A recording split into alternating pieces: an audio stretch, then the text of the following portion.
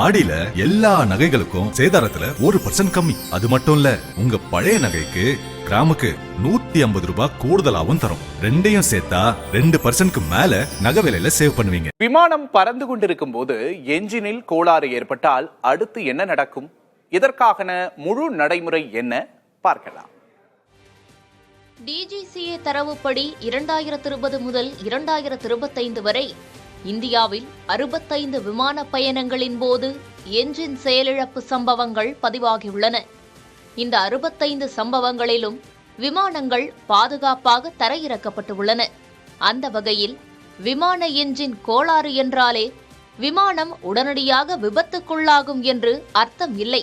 ஒரு என்ஜின் செயலிழந்தாலும் விமானத்தை பாதுகாப்பாக தரையிறக்கலாம் என்றும், அப்படியான அவசர சூழலில் பயணிகள் என்ன செய்ய வேண்டும் என விளக்குகிறார் ஏர் இந்தியாவில் துணை மேலாளராக பணியாற்றி ஓய்வு பெற்ற மோகன்.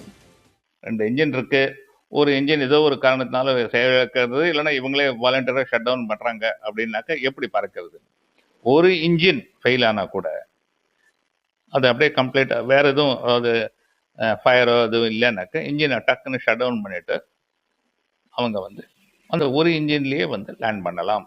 இன்ஜின் ஃபெயிலியர் என்ற ஒரு சாதாரண ஒரு மேட்டர் அது உடனடியாக அவங்க நியரஸ்ட் ஏர்போர்ட்ல லேண்ட் பண்ணுவாங்க. இல்லைன்னா அவங்க டெஸ்டினேஷன் கிட்டக்கே இருக்காங்கன்னா ஃபுல் எமர்ஜென்சி டிக்ளேர் பண்ணி லேண்ட் பண்ணிடுவாங்க. க்ரூ என்ன சொல்கிறார்களோ, அதாவது ஏர் ஹோஸ்டஸ் என்ன சொல்கிறாரோ, இல்லைன்னா என்ன அனௌன்ஸ்மெண்ட் வருதோ அதை ஒண்டி ஃபாலோ பண்ணுங்க. விமான பயணத்தில் எதிர்பாராத தொழில்நுட்ப கோளாறு ஏற்பட்டாலும் பயணிகள் பதற்றமடையக்கூடாது. விமான குழுவினரின் அறிவுறுத்தல்களே பயணிகளின் முதல் பாதுகாப்பு என்பதே நிபுணர்களின் கருத்தாக உள்ளது. புதிய தலைமுறைக்காக செய்தியாளர்கள் தமிழரசன் மற்றும் கோகிலா. ஆடி மாதத்தில் வாங்கும் தங்கம் மகாலட்சுமியின் அருளை வீட்டிற்கு வரவேற்கும் மங்களத்தின் அடையாளம். இந்த ஆடியை லலிதா ஜுவல்லரியின் பொன்னான ஆடி ஆஃபரோடு கொண்டாடுங்கள்.